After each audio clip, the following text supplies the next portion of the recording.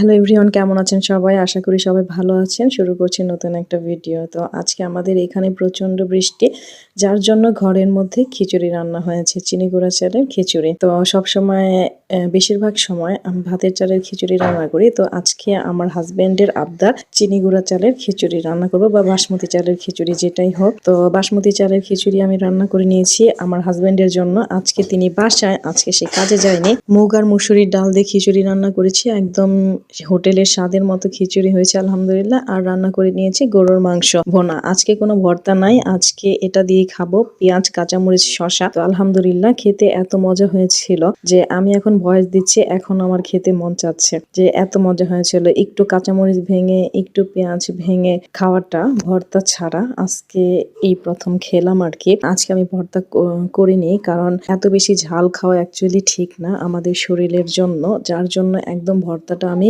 মনে থেকে অ্যাভয়েড করেছি, যে কিছুদিন খাবো না, দেখি কতদিন থাকতে পারি। তো কেমন ছিল আমার এই খিচুড়ি রান্নাটা কমেন্ট করে জানাবেন। আর আপনারা কে কে এমন করেন, বাহিরে বৃষ্টি পড়লে ভিতরে খিচুড়ি রান্না করে? আমাদের নবাবগঞ্জের মানুষের এটা অনেক স্পেশাল খাবার। তো আজকের মতো বিদায় নিচ্ছি, আল্লাহ হাফেজ। দেখা হবে অন্য কোনো ভিডিওতে, অন্য কোনো সময়।